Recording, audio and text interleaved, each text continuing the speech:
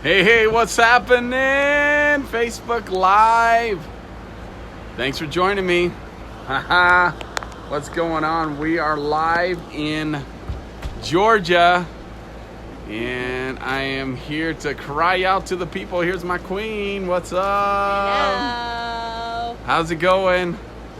I'm coming on here to just cry out to let my people go. Seriously. That is not a joke. What was Moses' cry to Egypt? Let my people go. And then they got let go, right? They got set free, and then what happened? They got in the desert. They got faced with the challenges of life. So, welcome. This is Carlos. I wanted to do this Facebook Live earlier, and it's more appropriate to do it now as we're entering into the Shabbat. And I wanted to come on here because we have a retreat in 2 weeks. Some of you saw our Facebook Live. Yesterday, we were at the home where we're going to be doing the retreat in 2 weeks from yesterday. And we have people that are scheduled to come to our retreat. And we have others who are on the fence trying to figure out whether they're going to come to the retreat or not. And guess what's happening? What's happening is what's happening everywhere. Everywhere people are like, let's stop gathering. Churches are being shut down and closed. Schools are closing their doors. Disneyland's closing their doors, right? All these different places are stopping from gathering. And I'm saying, let's do the opposite. Let's gather. You know what? Let's show them what it's like to come together for Papa God. And we have our retreat, and we're not canceling it. And you know, I thought about it. Everybody came against me, and everybody kept telling me, you know what, you should probably cancel it. But that's what everyone's doing. Can't you see that? Everyone's doing it. And so I got to put a challenge out there to you. Those of you that are planning on coming to our retreat, I want to tell you something. I understand being concerned about your children and leaving them to come to our retreat. And so if you have children, I'm making the announcement official. Bring your children to our retreat. We've never done this before. It's always been with singles or individuals. And couples. We've never done a family retreat, and we're okay with that. We're ready to do it. You know why? Because we want you to have peace when you come. We want you to bring your children and come to our retreat. And heck, those of you that haven't made the decision yet to come to our retreat, make it tonight, to go against what everyone else is doing. When everyone else is separating and isolating themselves in their homes, in 2 weeks, we're going to be gathering at our retreat in Atlanta, Georgia. Let me tell you what confirmed it. So we show up at our retreat home yesterday to check it out, right? And all mass hysteria is happening. Everyone's flooding the stores. Everyone's shutting down all the NBA, the NCAA, even rugby shut down. My son plays professional rugby, and they've canceled all their games too. So everyone is doing this. So what do we do as 2%ers? We do the opposite. And we gather together. We don't do what everyone else is doing, do we? Now what's interesting is, like, I was so concerned too, all right? I gotta be real with you. I was concerned, just like you. And I thought, you know what? We were planning on sending Hazel out to visit her grandparents in California while we did the retreat in 2 weeks. But guess what? We're not doing that anymore. I'm keeping my daughter with me because there's so much chaos, not because of the virus, but because of the chaos that's coming from this. All the fear that's coming out and disrupting the world right now, and everyone's fear. So I'm keeping her close to me, keeping her safe. And then we're going to invite you to still come to our retreat and bring your family. Bring your kids. We'll make it work. We were told, even though it's a 7-bedroom house, that last week, this house that we're renting for the weekend in 2 weeks usually has 45 people at it this past week from Oral Roberts. But guess what? They canceled too. They usually put 45 people because it's a huge house and they got air mattresses and everything. They usually put 45 people in that house. So people can fit in that house. So come out and join us and bring your kids.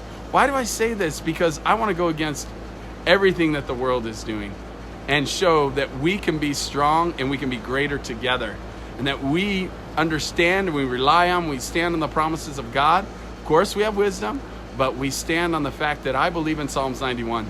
I've seen a lot of people posting that, but There's so much people reporting all this chaos. What about hope? What about bringing forth hope? And it was interesting.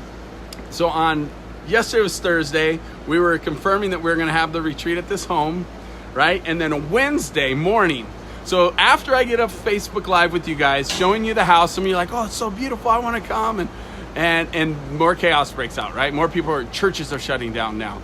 And any kind of gathering is shutting down, right? Everything's happening, right? Everyone's in chaos. I heard that potentially California might even, before the weekend's out, declare martial law. Okay, I get it, whatever, because of fear, right? And chaos. It's amazing. And I'm saying, let's come together. Let's do the opposite. Now, let me tell you, we get off the Facebook Live yesterday. We're at this home with this precious gal, Cam. Amazing. She tells us her journey of her relationship with Papa God and how she has this awesome journey and spiritual journey. And she tells me, now whether you believe in this or not, doesn't matter. Just something I enjoy and believe in. Prophetic words. You ever heard of that? So she's like, she does that with some of her friends. And I'm like, really? Cool. I'm here. I would like to have one. Can you give me one? And she's like, I don't do very good at it. I'm like, no, do it anyways. And she goes, I don't know. You guys are changing lives. I'm like, oh, that's easy. You know that. We've talked to you about what we do with Sanctuary. And she goes, well, all I can see and hear God saying is Moses. And I'm like, what? And Chantel looks at me and she starts laughing. And she goes, and I'm like, are you freaking kidding me? Of all the people you could say, you would say Moses. Now, let's tell you about Moses, what God showed me on Wednesday. Okay, so Wednesday morning, I woke up, and those of you that are part of Sanctuary, you'll understand this, wrote my letter to Papa God, and he wrote a letter back to me, and he wrote back to me Deuteronomy 9, verses 1 through 6. Let me tell you what that's about. That's Moses talking, and guess what Moses is doing? He's declaring we're going to take the land. 3 times, he says we're going to take the land. Now, here's what's interesting, okay? So she says Moses, and on Wednesday, right, I have this word. She confirms, yes, hello, that was me talking to you, Carlos. I was the one saying that, which I knew that anyways, but to have confirmation, some stranger knows nothing about me, just met me, and says all I could see is Moses. And I'm like, awesome, thank you. Because on Wednesday, what did I read about Moses? He's declaring we're going to take the land. But guess what it took? It took crossing the Jordan and facing the giants of the land. Well, those of you that know this story, and it's okay if you don't, but let me just tell you, guess what? Moses didn't go. Nope, he didn't go. Joshua went across the Jordan. So why is this significant? You're like, well, see, you should stay home. You shouldn't do the retreat. That's a sign you shouldn't do the retreat. And I'm like, yeah, it might be true. Except for, let's back up. A couple of years ago, David Pavlik, I think I just saw you on here. I asked you this question. I said to you about Moses, I said, what if Moses missed his opportunity? He had free will. He could have chose to cross the Jordan. And then Wednesday when I'm reading, I'm like, see, he even declared it. The land is ours. The land is ours. We just have to cross the Jordan. Let's go. And it was a speech that he was giving. And yet he didn't go. It's so crazy, right? Matter of fact, he brought to God all the excuses that the people were saying of why they shouldn't go. And then God said, you're right. You're not going. Matter of fact, everyone that was born in Egypt is going to die here in the desert. You're not going to the promised land. You're not going to cross the Jordan. Only those who were born in the desert will cross over to the promised land, and that was led by Joshua. So I say all this to say this. When I discovered that Wednesday, what was Papa God speaking to me? He was like, cross the Jordan. So I'm crossing the Jordan. Will you come with me? I'm going against the water. I'm going against the tide. I'm going against the masses, and I'm choosing to gather. Will you gather with me? Because I'm telling you, everyone else is canceling everything. But I'm saying no. In 2 weeks, I will gather in Atlanta, Georgia, in a 7-bedroom home, and we will do our retreat, Peculiar Sanctuary Retreat, where we have seen lives transformed. We will connect with Father. We will believe and we will stand on Psalms 91, which says 1,000 on one side falls, 10,000 on the other side, but nothing will touch the home. Nothing will touch my family. I stand on that promise. I believe that. And I'm proving it with my money because I had to put a deposit on that house showing that we were going to go. So what did I do? Just like with Joshua, guess what? The Red Sea was easy. They weren't ready for that. They didn't have that kind of faith yet. The Red Sea, like Moses held his arms up. You guys remember that? Or actually, he hit, I don't remember. See, I'm getting it all mixed up. The staff or something. Anyways, the waters parted and they crossed on dry land. Okay, I'm probably getting it all screwed up. Thanks for all of those Bible scholars who will help correct me. But the other one was the fight with his arms up. But anyways, they crossed the Red Sea on dry land. Guess what? With the Jordan, when Joshua had to cross, they said all the priests have to be in the water carrying the ark. Now, this is such a cool story. Whether you believe in the Bible or not, it doesn't matter. I'm telling you a cool story. This is really crazy. Talk about faith. Talk about leading by example. Would you have wanted to be the first priest in the water? They even said the water was tumultuous and was raging. The rivers. Now, what's happening right now in our economy? What's happening right now on our planet? Not just in the U.S., but on our planet right now. Tumultuous chaos. And the waters were tumultuous, and the priests all of them had to get into the Jordan before the water would part. And so what happened? Those priests, the Levites, grab the ark. Joshua says, let's go. And they go and they step in the water. But how would you have liked to have been the first one in the water? Well, I am the first one in the water. But I'm asking you, who's with me? Those of you that have already said you were going to come to the retreat, but you've called me and you said, well, I don't know, I'm not sure and all this stuff. Bring your kids and come on. Be a part of this retreat and bring your family. Bring your friends. I don't care. We will gather and we will fit as many people as we can in that house and we will celebrate. And we will, by example, lead this nation back to shalom. When chaos and fear and darkness comes, guess what sanctuary is? Sanctuary is shalom in your home. Right here, this home, your mind. And so just like Yeshua, when he was in the garden, he was saying all this chaos in his head, so much chaos that he was sweating blood. He says, I don't want my humanity thoughts. I want your thoughts. Father, I want your thoughts, not my thoughts, but yours, because yours are eternal.